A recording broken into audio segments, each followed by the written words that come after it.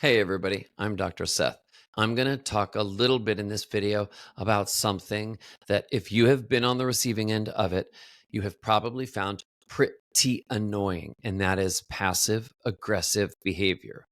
I have been a psychologist for over 20 years, and I can share this type of behavior is one of the things that bothers and frustrates people the most when someone engages in passive aggressive behavior. Why? Because the person isn't being direct and clear about how they feel and what they think and why they're upset. No, instead, they're doing these little frustrating, annoying things, often to try to show you they're upset. But because they won't acknowledge clearly and directly that they're upset, there's no good solution to come from it. So the whole situation is frustrating. Things get worse in the relationship. And what happens if you're on the receiving end of too much passive aggressive behavior? You know it. You start accumulating the R word, the R word. So if you are on the receiving end for too long of too much passive aggressive behavior, you start feeling what? And it starts with an R: resentful. You start feeling resentment.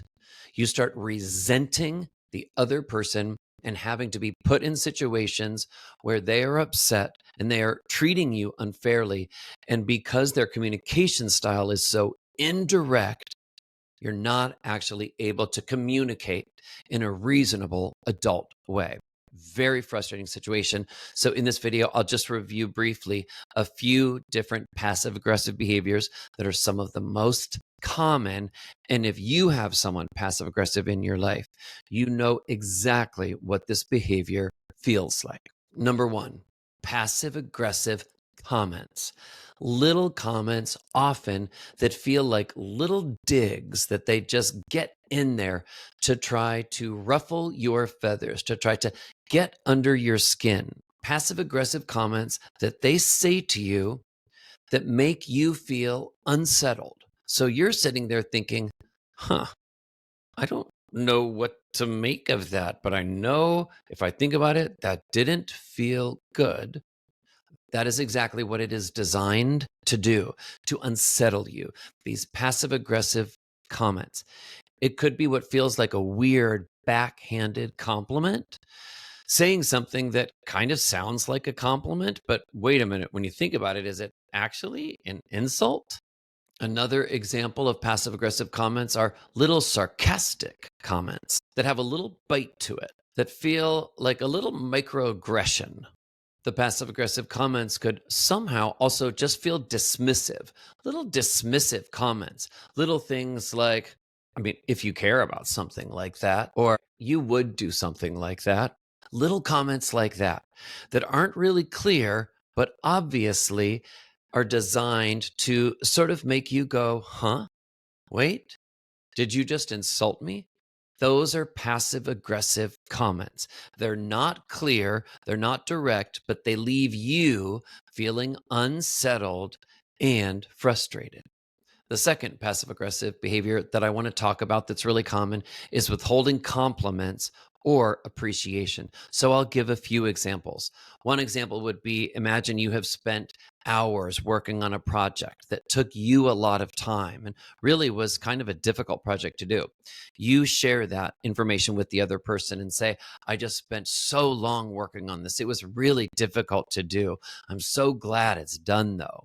The other person you would expect will say something, oh, that's great you did that, or you must feel glad that you're done. They will validate you in some way, or they may congratulate you on putting in that effort and that time. They will often say something to make you feel good. Well, with the passive aggressive person, they hear you say that you just spent so many hours working on a project, and they know what you want. They know you want to be validated, or you want some sort of acknowledgement for that time that you spent. That's why you're telling them. The passive aggressive person isn't going to give it to you. They're not going to give it to you. They know exactly what you want. But a part of the passive aggressive response is to not give you what you want, to withhold that. They, again, know exactly what you want, but they will not give it to you. You're thinking, why wouldn't they give it to me? Why is it that difficult for them to acknowledge me? Why don't they want to feel happy for me? You're thinking, why are the littlest things in this relationship somehow these huge things I'm asking for?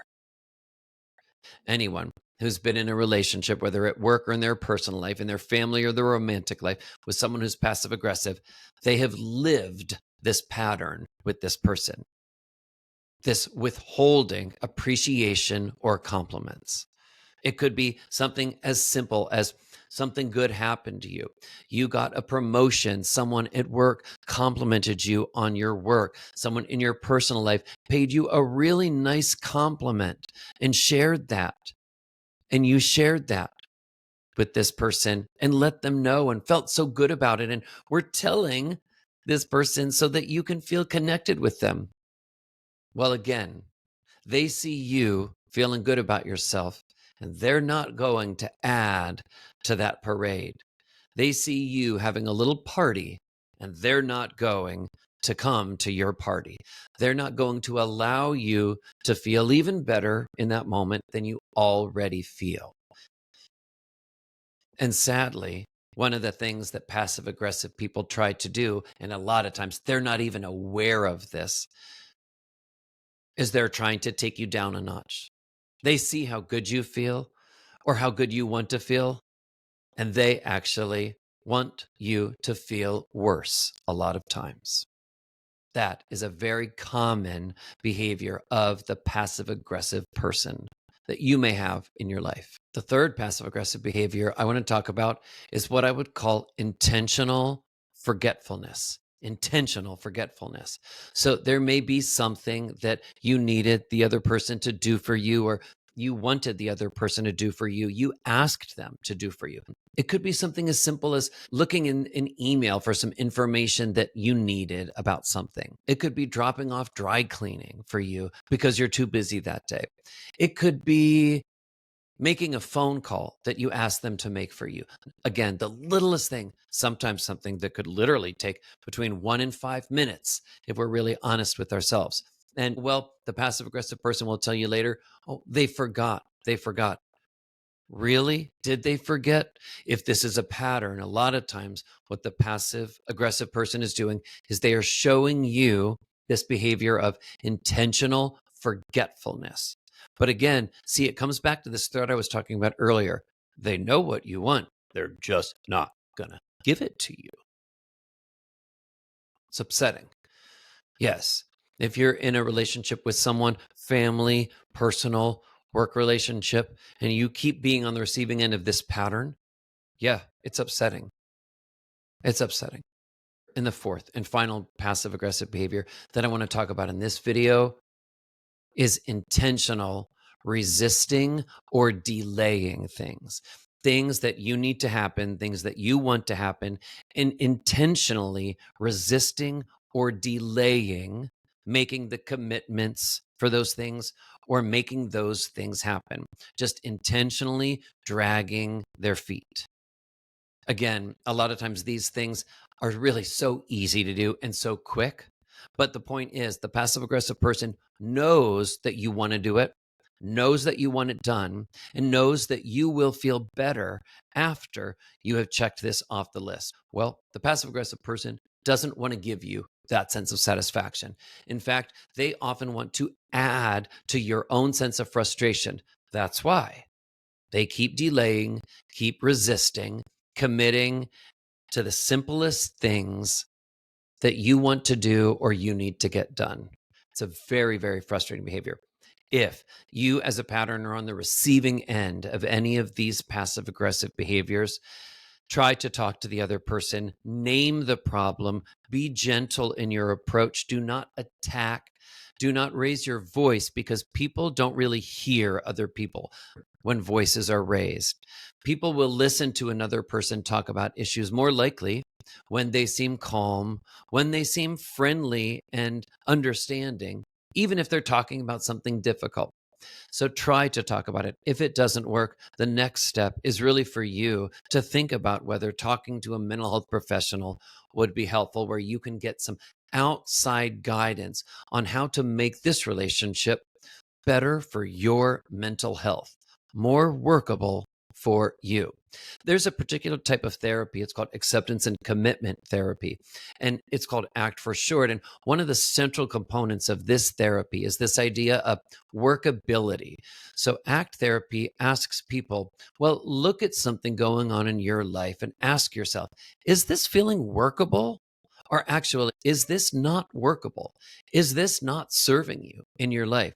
You have tried to change it, but you actually don't have the capacity or ability to change another person's behavior. So, being on the receiving end of this frustrating behavior from this other person, in this case, passive aggressive behavior, is this workable for you? Is this workable as a rule in general in your life? And going forward, if things don't change, is this workable? Think about that. That's one of the beauties of ACT therapy, and something that it makes us take a step back and think about. And my suggestion to you is, if you've tried to talk to the other person and it's not working, talk to a mental health therapist and they can help guide you and figure out what is workable for you in your life. All right. Also, do me a favor and like this video if you have liked it, or subscribe to my channel so you get all the videos as they become available. You can also follow my podcast. I have a whole podcast, Insight with Dr. Seth, and there I do interviews with people, everyday people and experts on all sorts of topics that I think have to do with the things that matter most in our lives: relationships, friendships. We go in depth on all sorts of human behavior and self-improvement topics. And I also do episodes where we talk about events in the news, what's happening lately, what's going on now, and how is it affecting your mental health. Check it out, Insight with Dr. Seth. Have a good one, everybody.